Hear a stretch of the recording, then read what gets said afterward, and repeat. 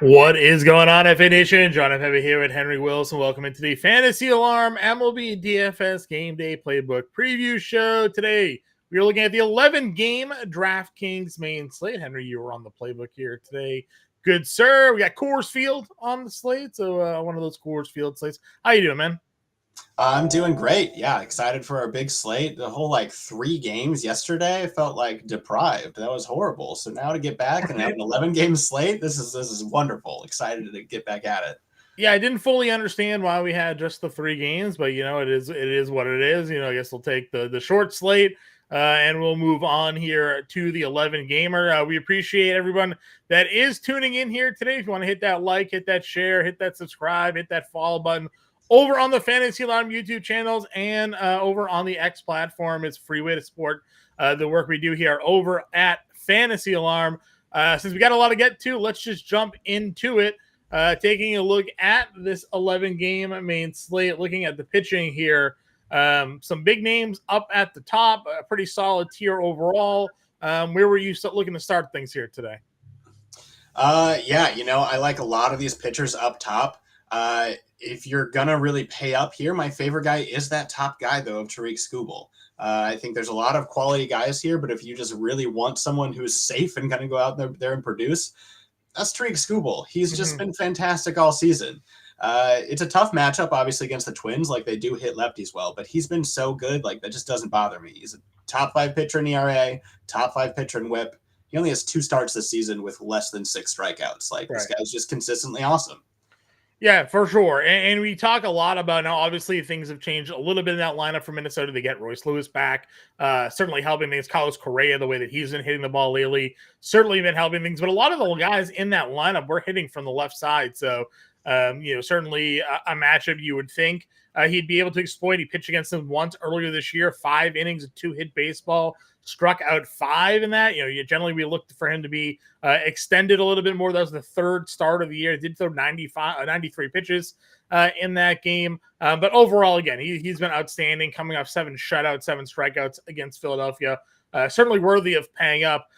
For me, I was really keying in on Grayson Rodriguez. Again, a guy that we're looking at for strikeouts here, going up against Seattle, a team that still, even though they've been a little bit better of late, lead the league in strikeout rate against right-handed pitching at 28.4%.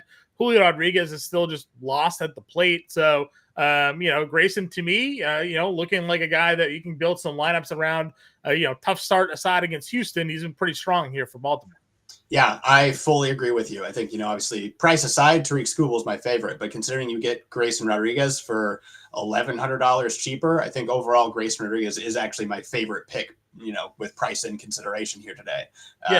Mariners is a great matchup. The last 2 starts been a little weird where he had a great start last outing with not very many strikeouts. The one before that, he got beat up by Houston, but he still had 8 strikeouts. A team that doesn't strike out. Houston's the lowest strikeout rate in baseball. Yeah, and he exactly. gets around, figures it out. So here against the Mariners, he should be able to find the middle ground where he has the 7 innings, not many runs, and also piles up a bunch of strikeouts. So he should be fantastic today. I agree with you. And if you're looking at our ownership projections over at Fantasy Alarm here for today's main slate, kind of in agreement there among the starting pitchers here.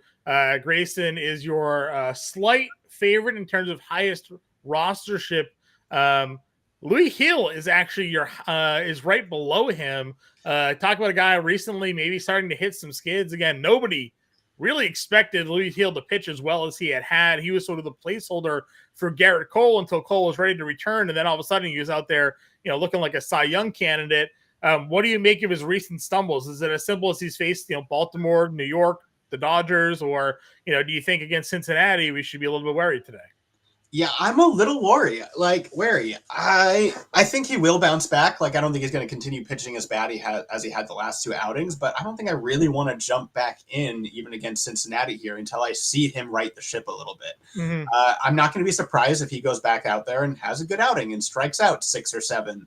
But again, the last 2 outings were bad enough that I don't want to pay the $9,800 for what could be another, less than 5 innings and negative points in the last 2 outings. I'm just not willing to take that risk when there's other guys that I like a lot better. I mean, Grayson's way cheaper. So I'm just not taking the risk today. Although I do think that he will bounce back. I don't know if it'll be today.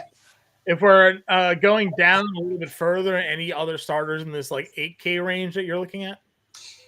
Not really. Like, I can see some warrants to a few of these guys. Obviously, I really like George Kirby, but man, Baltimore's tough. And so I just don't know if I want to take the risk against Baltimore because they're just such a good offense. And, I really don't trust Brady Singer. I think he's always been overpriced. Obviously, his price has come down a little bit to a more respectable area, but I kind of like this Rays offense and how they might match up against him. So now after Grayson, this 8K tier, I think just like, I'm not saving enough money to make me interested in the risk that they bring. Yeah, I'm with you. I did the preview show this morning. I said Singer, if I was picking one, would be the guy just based off matchup. Tampa Bay overall this year's offensively has not been as potent against righties than they have against lefties. Kirby, obviously, maybe the best performing pitcher overall this year at that price point. But Baltimore tagged him earlier this season, and it's Baltimore, a very scary lineup. Nathan Eovaldi's a guy I feel like I just don't get right. I pitch him, and then he gets hit. I don't pitch him. I'm a little weary is there. So I'm with you there. What's your next starting pitcher for today? I kind of like Zach Littell today. Okay. Someone who you're, saving a lot of money here for only 7,400, and sure, he doesn't have the upside, your George Kirby has, and some of those upper guys, but I think he has this pretty safe floor where he's gonna go out there, he's gonna get you innings.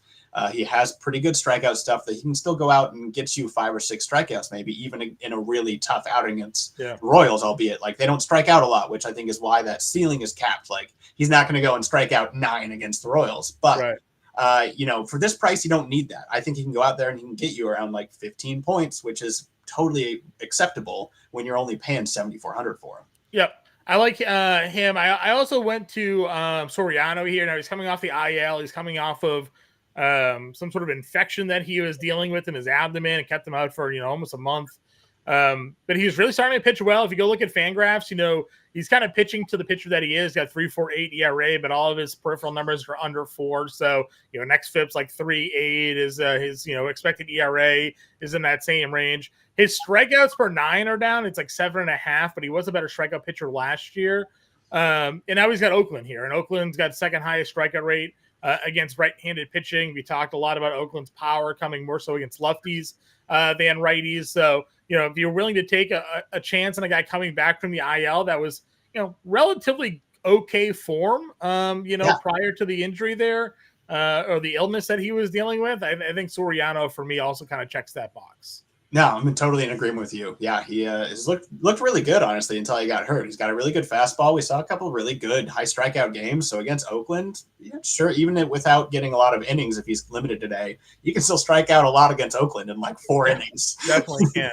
Yeah, so we appreciate you guys that are all in chat. Our guy Pod DJ and Stoner in there giving us a prop he likes here today. Yeah, like over 2.5 total bases plus 130. You're getting a Coors Field plus 130 there on the 2.5. Lefty, but it's Dallas Keuchel. We'll talk about some Milwaukee hitters here.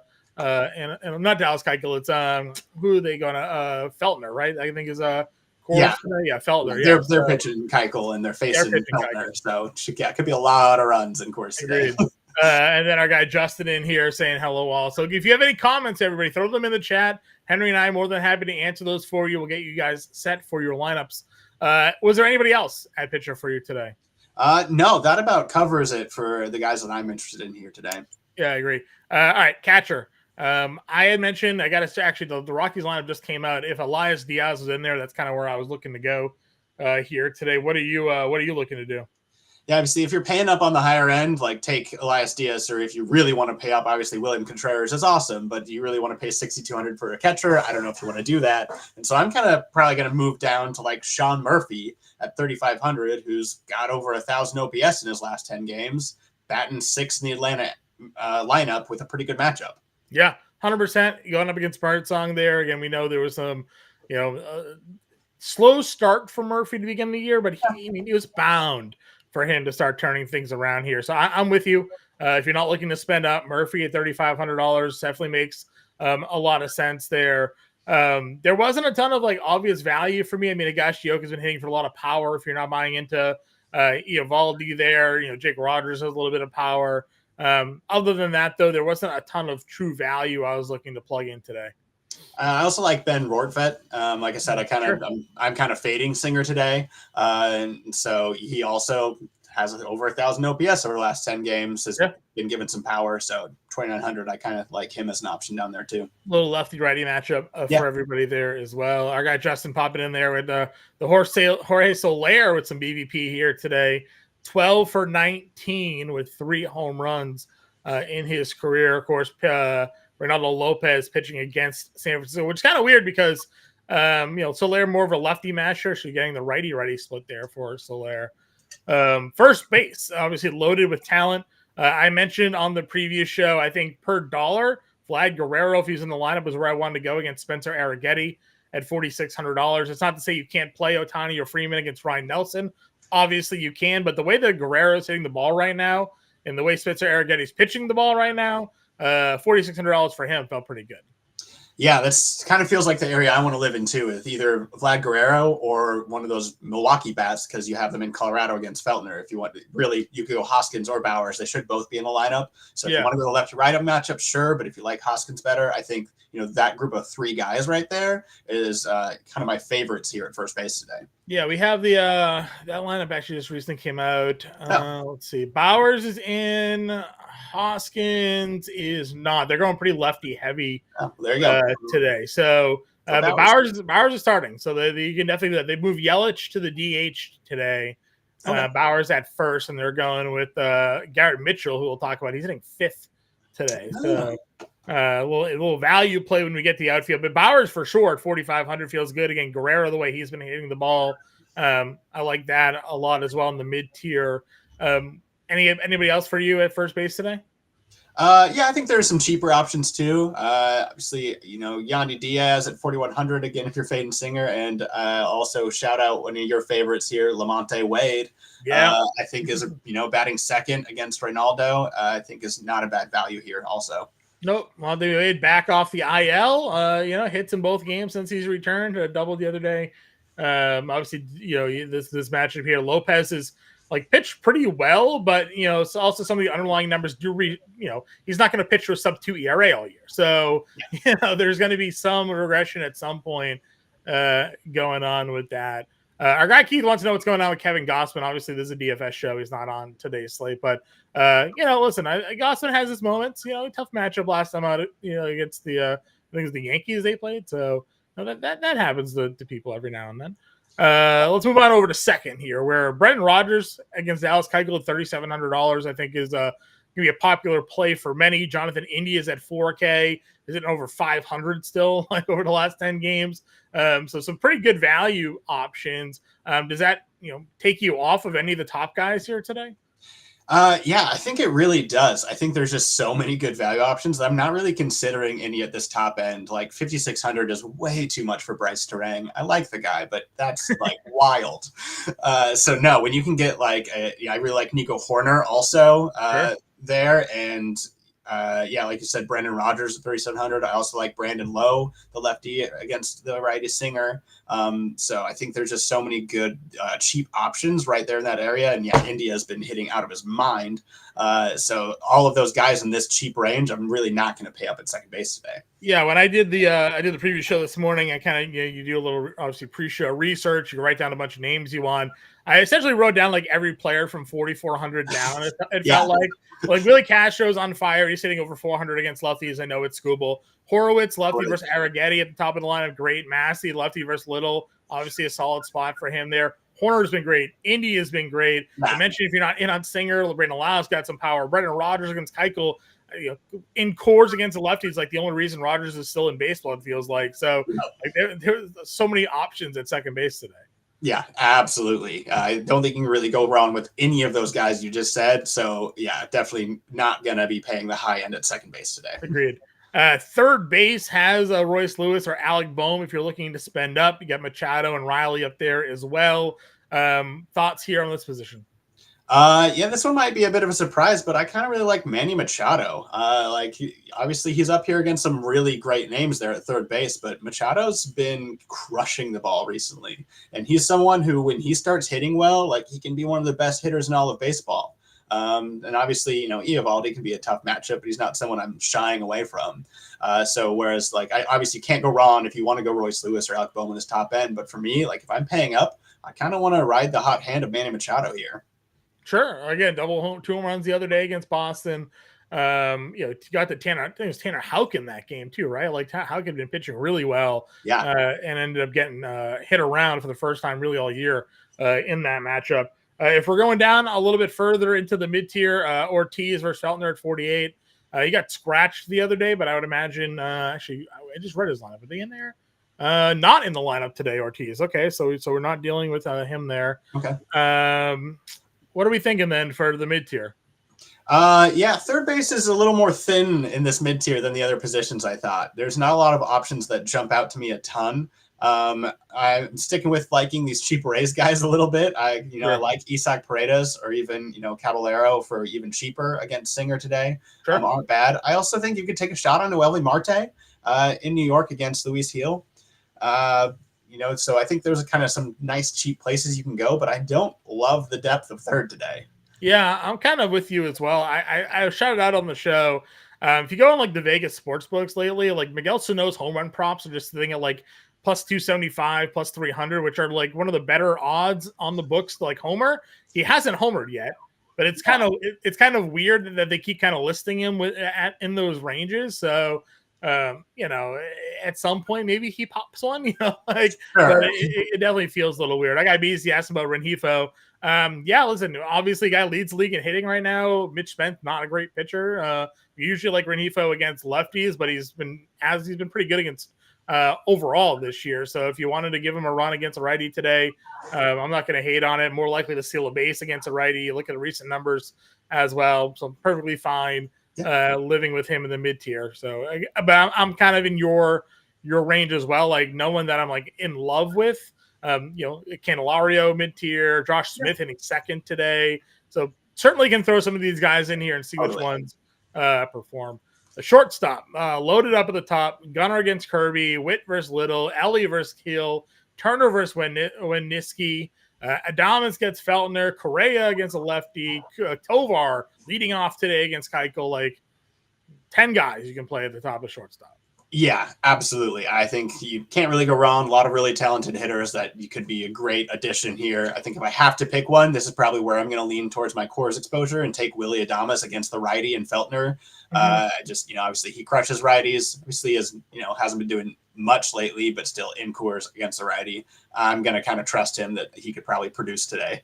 Yeah, it's very difficult to look at Willy Adames splits and ever feel good about it because he doesn't hit for a high average and he doesn't have like a great OPS ever. He's just a very specific hitter, right? Like, I wish DraftKings would actually just show like lefty versus righty splits and not home versus away splits. It might make you feel a little bit better about the play, but obviously give Coors Field a bump. Maybe it helps his road numbers a little bit better. Plus, we know he hits righties. He does not hit lefties. So I'm in agreement with you there. And again, you get Tovar versus Keuchel at 51. You can even save a little bit of money if you had to. Going down into the mid-tier range, I don't mind Dansby Swanson at 37. I still feel like that's too cheap of a price tag for him there. Anybody else for you? I also like Miguel Rojas. He's been getting this playing time with Mookie out and has been hitting the ball pretty well recently. Obviously, it's a lot of singles. He hasn't been getting a lot of power.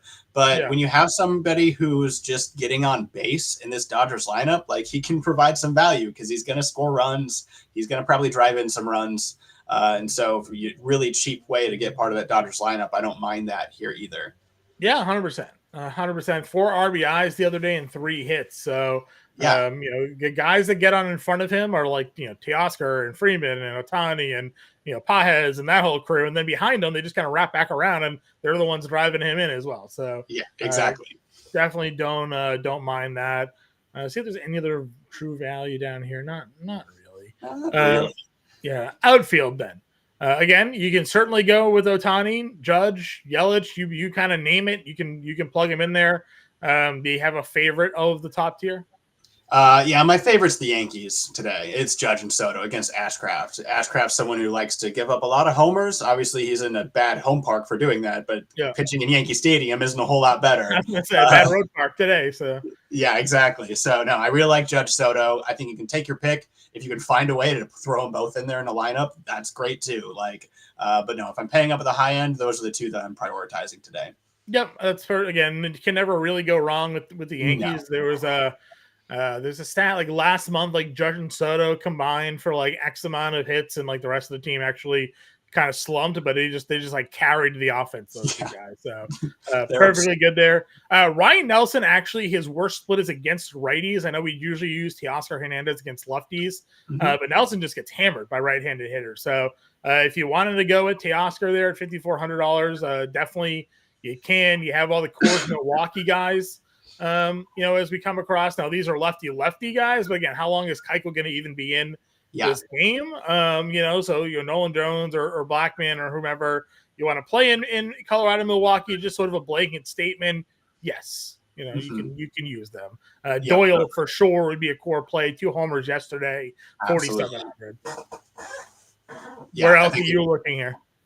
In this range, you're probably going for those Rockies guys. Like obviously, Jock Peterson you could go for against Miller, who's been struggling a little bit. Like Adolis Garcias against Cease, I don't love. So like if I'm paying in this like high 4Ks range, I'm probably just going to take that Coors exposure and take those guys against Keuchel. Yep, I agree with you. And again, Milwaukee stacking lefty. Sal Frelick in the lineup tonight, $4,200 against Feltner.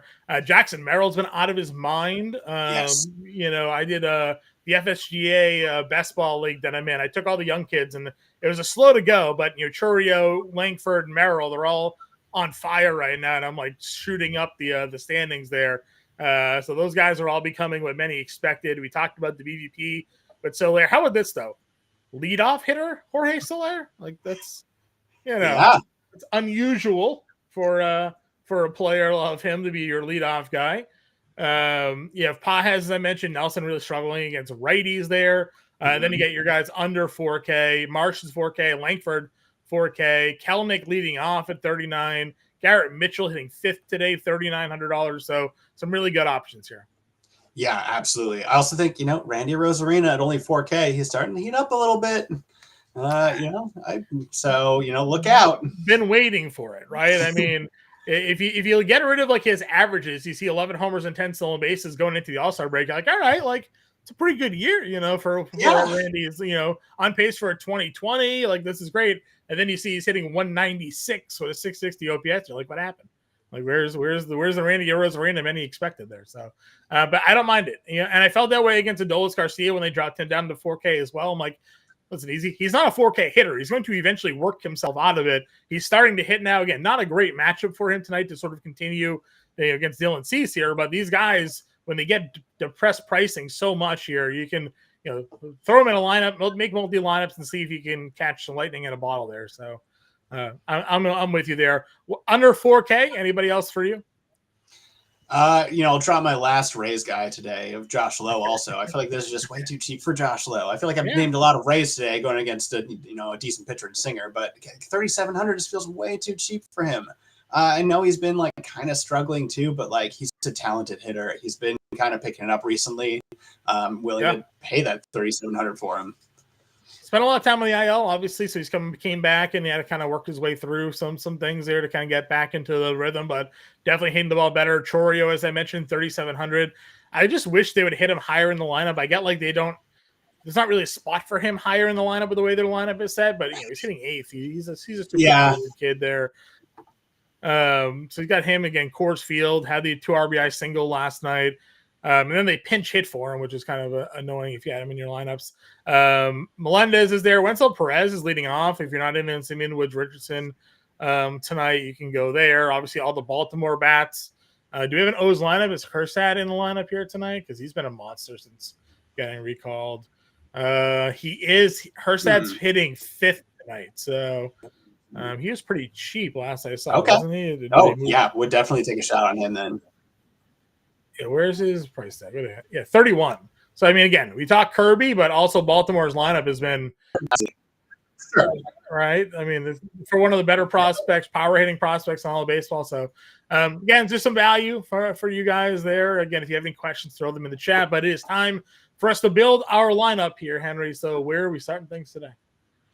Well, I think we got a lot of Grayson Rodriguez in. I think that's one that we both really, we're after today. I think whether we go another high end with like a Tariq Skubal or go lower, up to being swayed, but Grayson feels like the lock. All right, let's see if we can get some chords, guys, and we'll see where we go. I think we were in on Rogers and Doyle. I think we're two guys that we liked. Yeah, I think those are easy locks to get some chords exposure. Catcher, we had, you said Roadvert, which I'm good with there. Get some value there, 29. So it's $4,800 per play. What else? You said you wanted to try to get, if you had to pick one of Judge or Soto. Ooh, he's such a coin toss. Give me Soto today. I'm gonna roll with Soto today. Yeah. So 4,600. Shortstop. Okay. You liked Adames, so we'll get that side there. I did. Third base. So you had Machado. Those are tougher positions. Novelli Marte. Let's see. Urshela's taking cleanup today, huh? Oh man. I mean, I don't hate that as a cheap option. Actually, it's a straight punt at 2,900, right? Honestly, 2,900. He isn't bad, but hitting cleanup. Yeah, he has been pretty bad recently. I mean, yeah, maybe that's not a go. Maybe we're better off spending a little more and going like Noel Marte or something, or even just in the middle. 38. Yeah. We got an outfield, so we just need one more pitcher. If we did Skubal, we wouldn't have any money. Can't do Skubal. We got to do. Can't do that. Yeah, if we did Soriano. I think probably either Littell or Soriano. I'm fine with either. Let's see. Okay. We can go. What about maybe we do Tovar. Yeah, let's do Wade. Let's do Wade, and maybe we get Tovar and Wade, and see what that gives us for an outfielder here. 36. So we got a 32. Some Rockies then. Yeah, there we go. All right, so. We got Rodriguez, Soriano, Roadvert, Wade, Rogers, Marte, Tovar, Doyle, Soto, and Kirkstad. So we got a three-man cores stack going on there, a couple of one-off pieces to help it fit. Paying up for Soto, Rodriguez, and Soriano as a value pitcher here for today. We appreciate you all tuning in. Again, we'll be back live tomorrow, 5 p.m. Eastern Time. Make sure you check out the pre-shows released generally the night before and give you a whole day to get ready for the main slate. If you have any questions, follow us on Twitter. Follow us over on Fantasy Alarm as well. If you're into fantasy football, because who isn't, the Fantasy Football Draft Guide is live. You go to fantasyalarm.com/guide. Check it out. If you're an All-Pro member, you have access. If not, you can scan that QR code right there. Get the Fantasy Football Draft Guide. 2 days updated all season long with all the latest news, projections, and rankings that you guys could ask for. And again, if you're a member of the family with your All-Pro package, you get that included. If you're not, fantasyalarm.com/win.